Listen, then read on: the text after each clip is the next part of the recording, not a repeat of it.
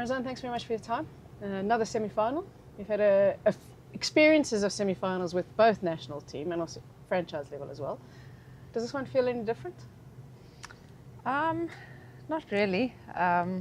It's been quite a few now in the last couple of years.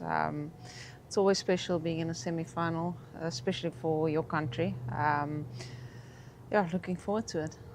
You've played now 9 T20 World Cups, 5 ODI World Cups as well. You seem to still have that passion for playing and the joy of playing. Where do you think that comes from? Some days it doesn't feel like that, I'm not gonna lie. No, look, you never know for how long you can go, and I don't want to look back one day and not be upset that I didn't push a bit longer, because I'm still enjoying it. I still feel like I'm playing my best cricket, and as long as I'm performing, I told the coaches I'll go as long as I can, because I'm really still enjoying playing for my country. You seem also to just always set high standards for yourself. I know many people ask you why you don't smile more on the field, but you've been quite honest about it and saying it's because of the standards you set. No bowler likes going for runs. I know we use that phrase, a moral victory for bowlers. I think some bowlers think there's no such thing as that. Where does that drive to keep bettering yourself come from? I think I've just always been like that in whatever sport I've done. I can't see why you want to play if you don't want to be the best, because why do you play it then? And I think with cricket being so, I feel like it's a very highly skilled game. So there's so many things you have to work on, and I'm a bit of a perfectionist, and I think that's probably why I just put in so much effort and I want to get things right, and I think it just comes down to that. On those skills, you've worked very hard at your batting in particular over the years, and we're certainly seeing the fruits of that work, and that innings that you had against India was obviously very, very special and important for South Africa. What have you been working on with your batting? I've always enjoyed my batting. It's just it's so difficult being an all-rounder. I think if you look at all the all-rounders, they are better in one skill because one has to take preference. And my number one skill playing for South Africa and playing in leagues is my bowling and opening the bowling. So it's always going to take preference where, sometimes I feel like if I could just put in the same amount of work into my batting that I do my bowling, but it's not possible because it's so much you have to do. It's really hard work. So I've always enjoyed my batting. I think it's more a confidence thing for me. It's 1 or 2 innings. I think I've mentioned it a few times, that one innings I had in the test match against England, that's probably where things turned around for me a bit. But I think it just comes down to it's a lot of work that goes into both skills, and one is gonna take the back seat, unfortunately. Is there a role with the bat that you prefer playing for South Africa? It's a little bit easier for me when I come in a bit earlier, I'm not gonna lie. I think it suits my game a little bit better as well, and then I can kind of set up my innings, because I don't see myself as a big hitter. I need some time, and then back end I can hit the ball around, where I'm not a Chloe or Nate. It's just going to walk in and hit a 6 from ball 1. So I definitely prefer walking in a little bit earlier, especially when you're chasing, because then I can kind of work things out, but I'm happy to bat wherever I'm needed.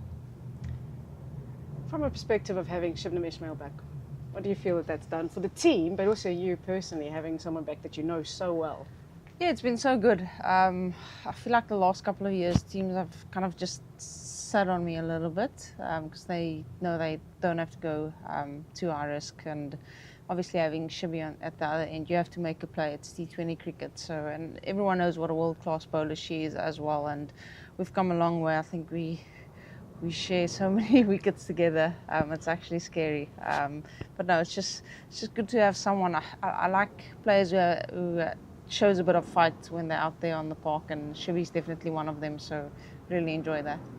The trio of you, Shabnim and Aya, for such a long time, was such a successful part of South Africa. And for so long we spoke about South Africa's bowling attack and how it's really the strength. I know the batting has certainly come along over the years, but having the three of you back together, what do you think it is that each one of you sort of brings to the side?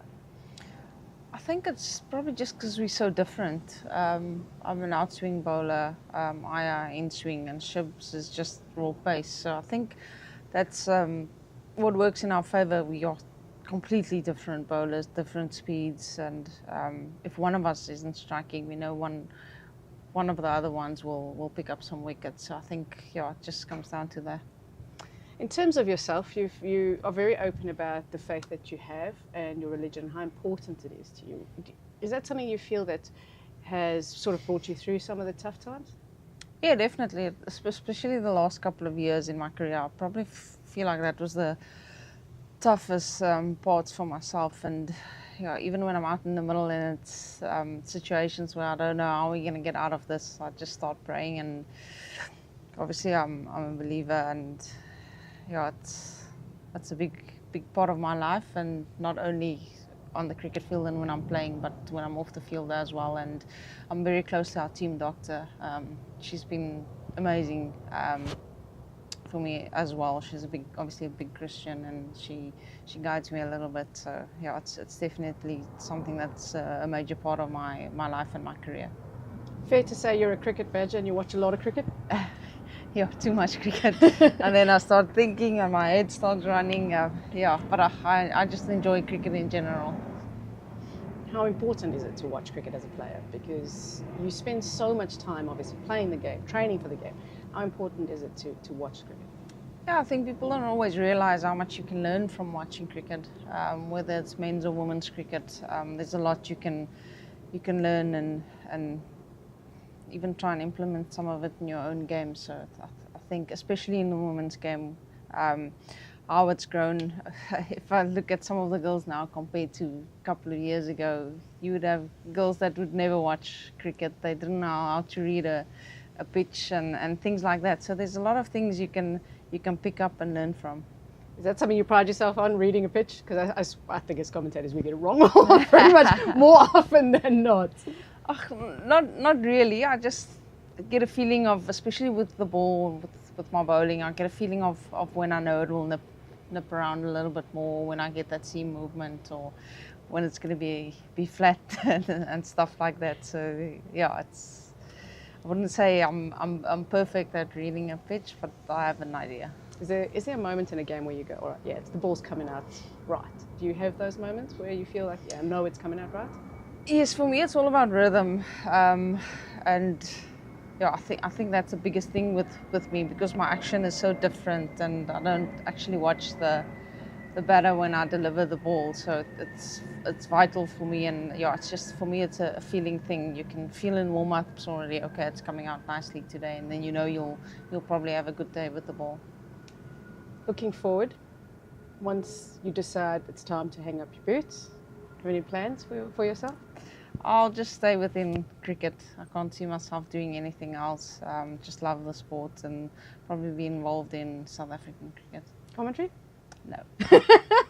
I would love to speak about the game, because I absolutely love the game, but no, it's not for me. No, it's been an absolute pleasure watching you, obviously, through your entire career, and hopefully from our point of view, we wanted to last as long as possible, and good luck for the rest of the tournament. Thank you so much.